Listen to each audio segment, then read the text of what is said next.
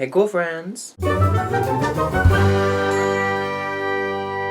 Listen, we have made it all month with me talking about some of my favorite witchy, eccentric films that have really inspired me as a drag queen and as a gay icon, you know, in the making.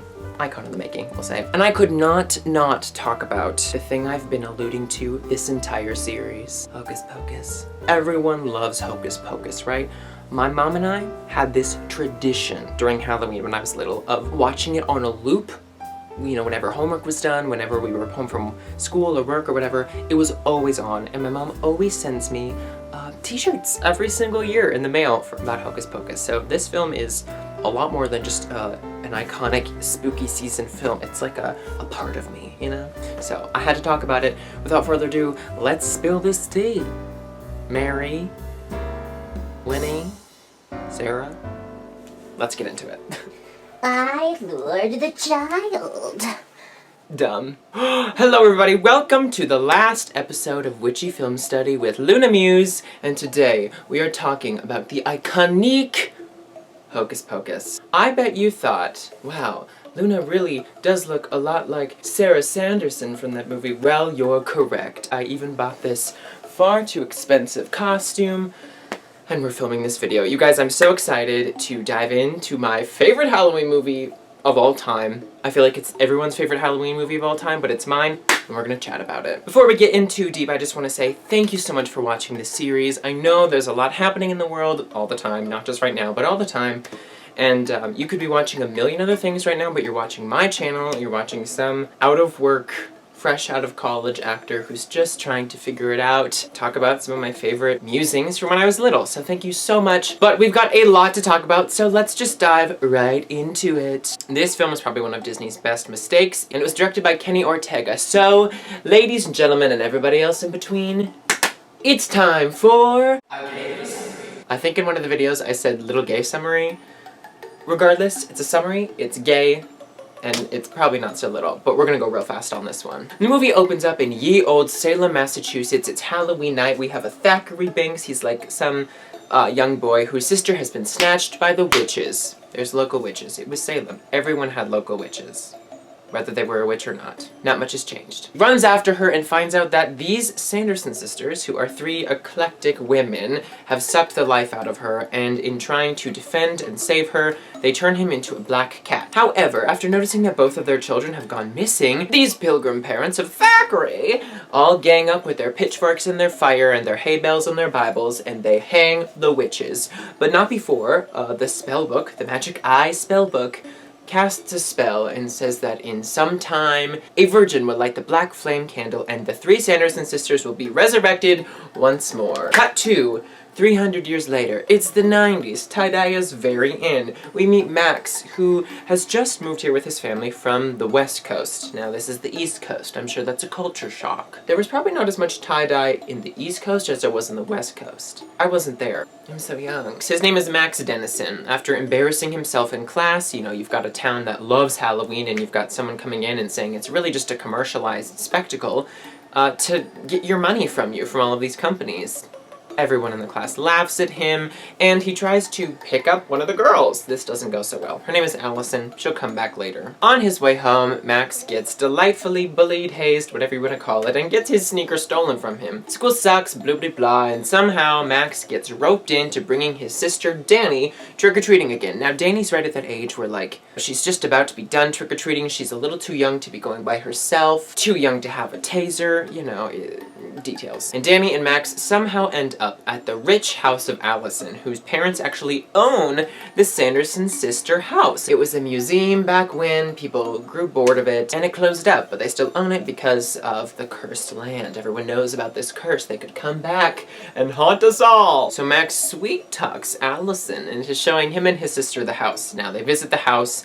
It looks like an old dusty museum. However, Max just happens to be a virgin and just happens to want to light the black flame candle that is supposedly supposed to bring the sisters back to life. And then when it does, they're surprised. So we've got the three sisters, okay? We've got Mary. She's got a really, really good sense of smell and some wicked hair volume. We've got Sarah, who's kind of the floozy of the bunch, has accidental brains, but not a whole lot. And we have Winifred, who is the head honcho, the sister, the mistress in charge. These three sisters try to suck the life out of Danny, and Danny calls them ugly, and this is very offensive because you don't just call a witch ugly. They're trying to suck out some souls, they're trying to fix that problem, and it's very rude when you just come in and interrupt that. Fortunately, our feline friend Thackeray jumps at the witches, distracts them, whatever, and the kids and Thackeray escape the museum cottage lair. They also steal the spell book.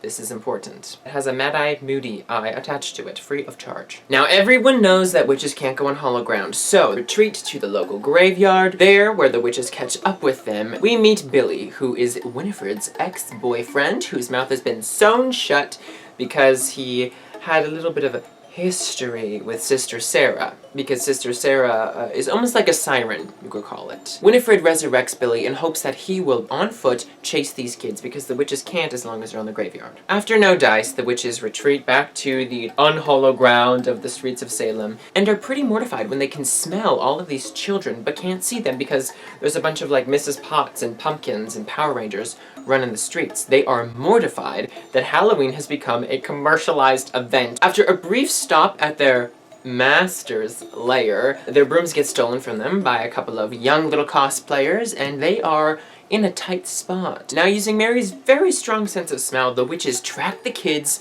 and Billy down to the town hall, where everybody who's over the age of 21 is partying, and they've all got some pretty intricate costumes, and they really did it in Salem. I'm sure they still do. Here we see Max and Danny's mom as Madonna, and Dad, who is Dadula. Of course, nobody believes them when they say that there's a group of 3 witches from 300 years ago that have been resurrected that are chasing these kids, even when the witches show up to perform a show-stopping, once-in-a-lifetime performance. They curse everybody who listens to the song that they're singing to dance until they die, which is actually a real thing that happened in ye old times. They would just dance until they dropped dead. Different times, man. Different times. Who knows, we could be very close. The adventure then shifts to the high school, where the kids outsmart the witches and use modern-day technology to try and burn them alive in the art class kiln. Now, the kids are very excited, right? They go back home. Danny is sleeping with her new kitty cat in her bed. Max and Allison are kind of cozying up on the uncozy stairs, opening through the spell book, and they don't seem to realize that there is a huge yellow beam flashing up into the sky. That the resurrected witches see. Yes, that's right. Their curse still works after being burned alive. They have until the end of Halloween to suck out the souls of the kids of Salem, or they will be dust. So the kids kind of overlook that. They give themselves away. Danny gets taken again. Oh, might I say that in being creative about, stolen brooms, the sisters find some alternative motives. We've got a new broom, we've got a mop, and we have a vacuum cleaner, which was funny in the movie, but think about it. Wouldn't you want to fly on a vacuum cleaner? Like the cushion of the bag and all that? Our grand finale leaves us yet again at the graveyard, where the kids are squaring off against the witches. Now, they learn that Billy, who slices open his mouth to reveal decades of bad breath, is really against Winifred and hates the witches and is trying to help the kids defeat them, essentially. I mean, he's dead. What does he have to lose? Alright, if you've seen the movie, you've seen it. You know. But this last scene is very magical, very stunt double, very pieced together, fun 90s comedy, we'll say. Winifred gets Danny. Danny then falls out of her clutches. The cat jumps on Winifred. Winifred kills the cat. Max drinks the potion so that he has to be the one that she sucks the life out of. She is insistent that she's going to get Max. She's gonna get these people that call her ugly. Her sisters turn to dust as the sun rises. She then, on hollow ground, turns into a statue that looks nothing like her and explodes. And the witches are defeated. Thackeray moves on to the next whatever that is, shows up as a ghost. His sister's there. They walk out into the sunset, and the 3 kids, Max, Danny, and Allison, are left smiling.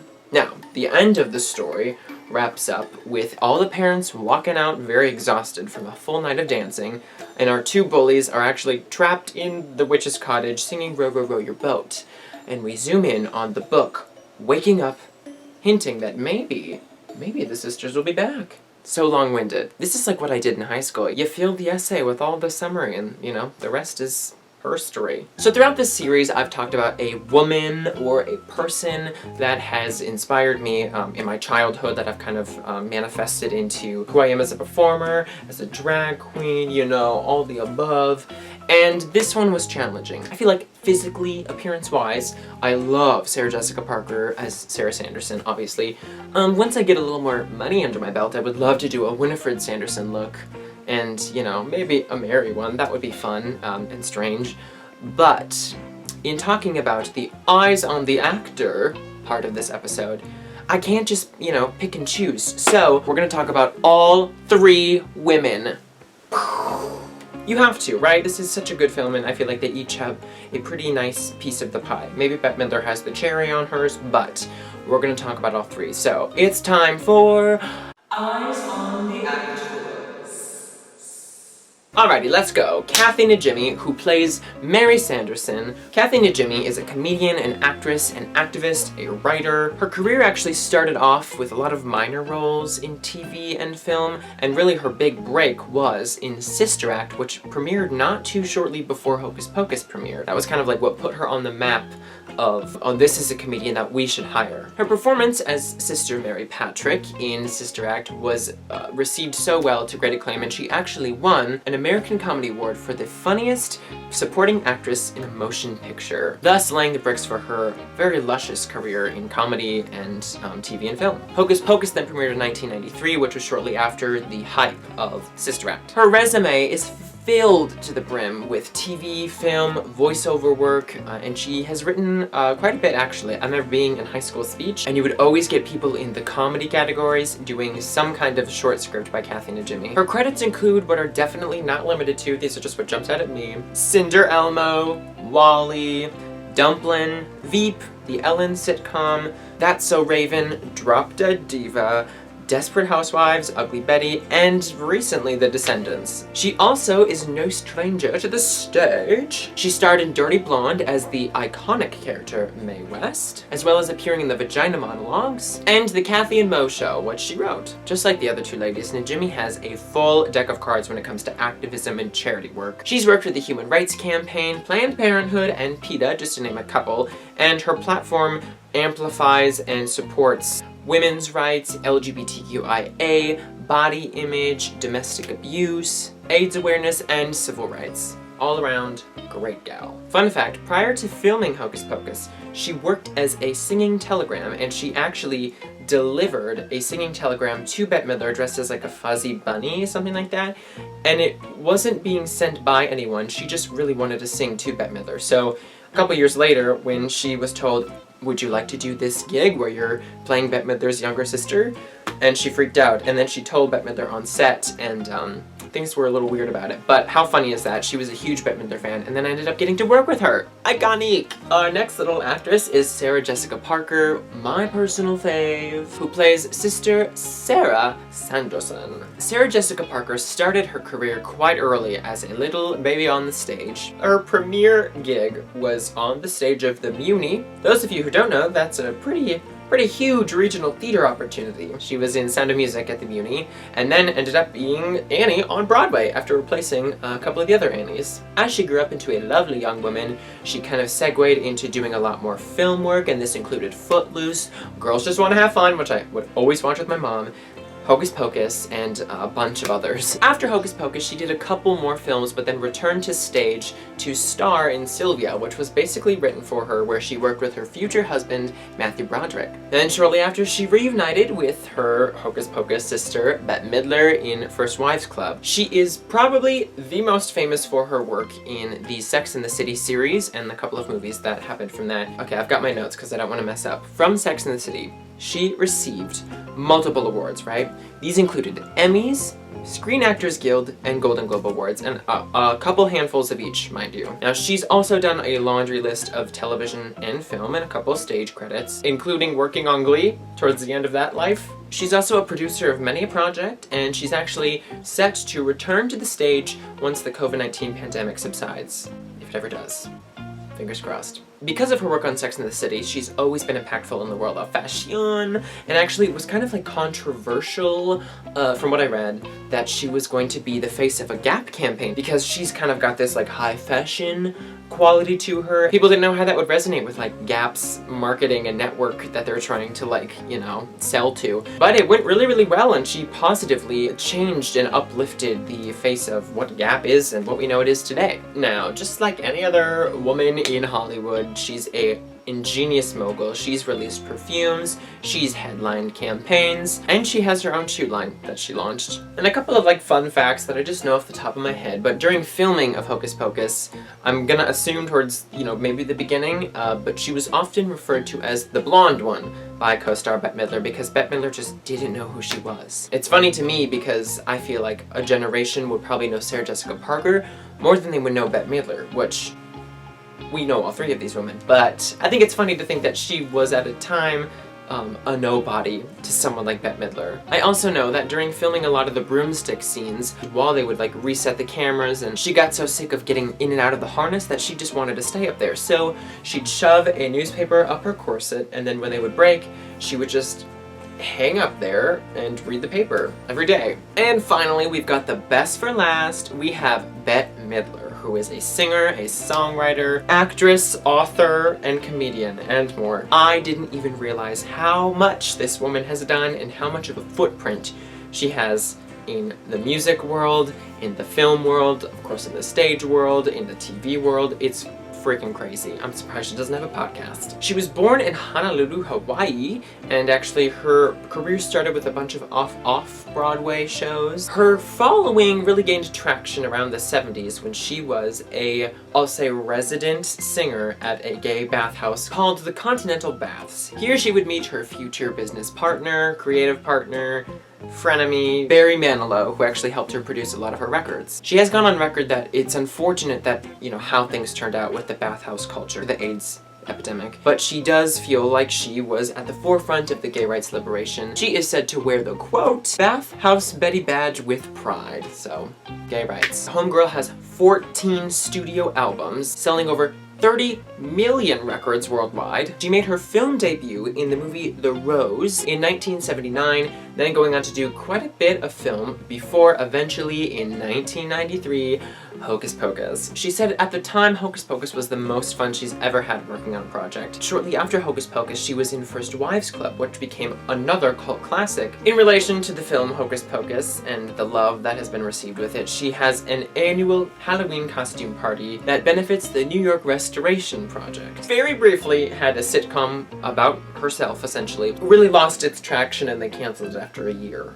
Oh, might I mention, she's played a residence in Vegas at Caesar's Palace and recently won a Tony for her performance in Hello, Dolly. I mean, all three of these gals are, you can tell, they kind of grew up in the show business. They're heavily involved in their art as well as charity work. They're uplifting voices that aren't at the level that they are at. So much work that I had not even realized just because they are always working. There's some merit to that, I think. Nonetheless, we stan all three of these women. Whew! Alrighty, let's talk about this film's iconic impact. There's a lot, right? And we know there's a lot. We know that people have commercialized fun little collectibles. People make fan-made art that they sell on Etsy that my mom buys and sends me every single Halloween. There are sequel books, there are prequel books, there's fan fiction, there are cosplayers, there are drag queens, and there are live shows out in the Disney parks. The legacy lives on, but it wasn't always like that. Originally, this was pitched as Disney's Halloween House, and it went through a lot of changes of like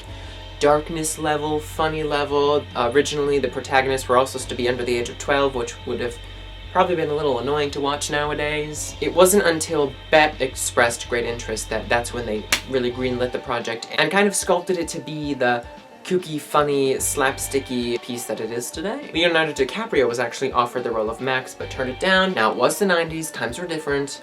Tie-dye. The reception of this film is a mess. This film was released in July of 1993, the same day as Free Willy. So it did not do well in the box office. It came in 4th for its premiere weekend, and that's not a good slot to land in for a movie premiere. Disney said that they wanted to take advantage of the kids not being in school at the moment. I just think that's bonkers. But I do know that that very same year, The Nightmare Before Christmas was out in theaters, and I think they didn't want that conflict. I actually have a clipping of the Chicago Tribune, and they said Hocus Pocus is quote, a dreadful witches comedy with only tolerable moments coming when Bette Midler presents a single song, end quote. And the rest are pretty similar to that. Regardless, the film really didn't pick up traction until it was released on DVD, and as Kathy and Najimy said in an interview, what they think happened is that kids who watched it when they were little bought the DVDs, showed it to their kids, and then now their kids are showing it to their kids. We're just evolving this snowball of this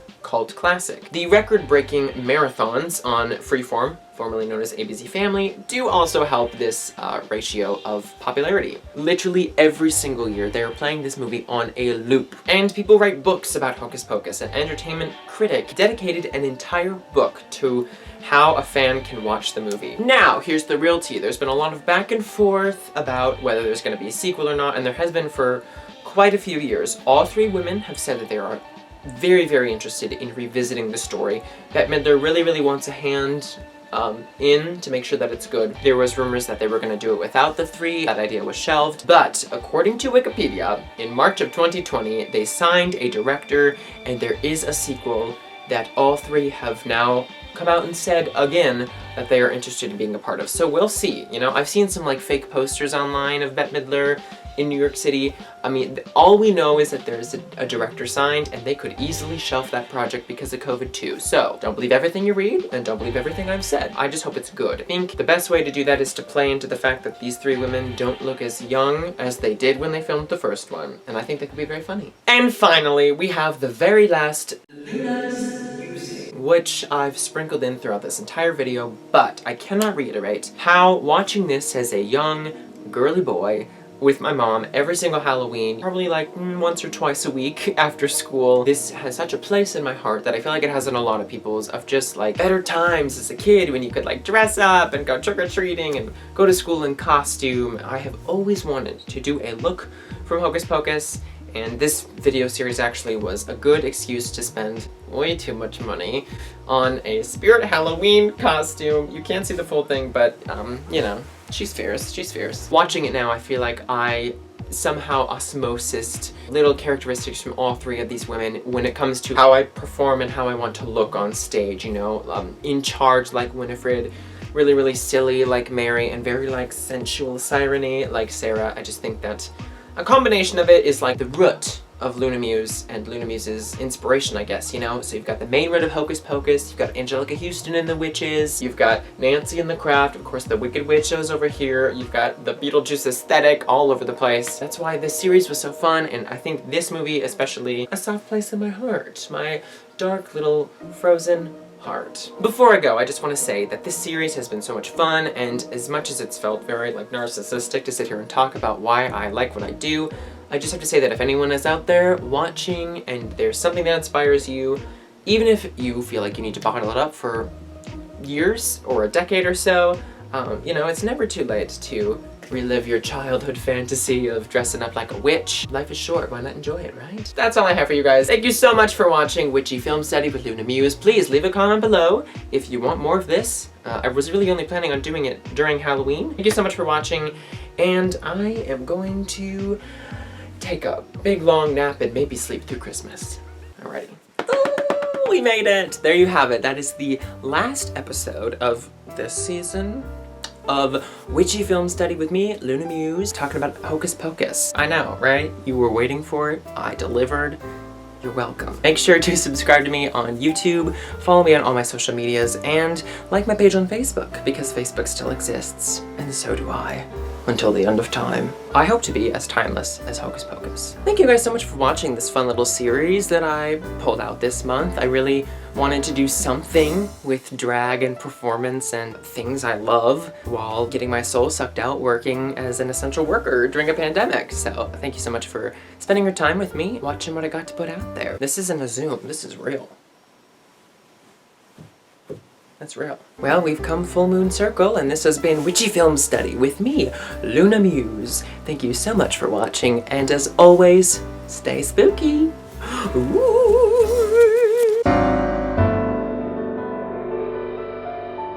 Let me play with him.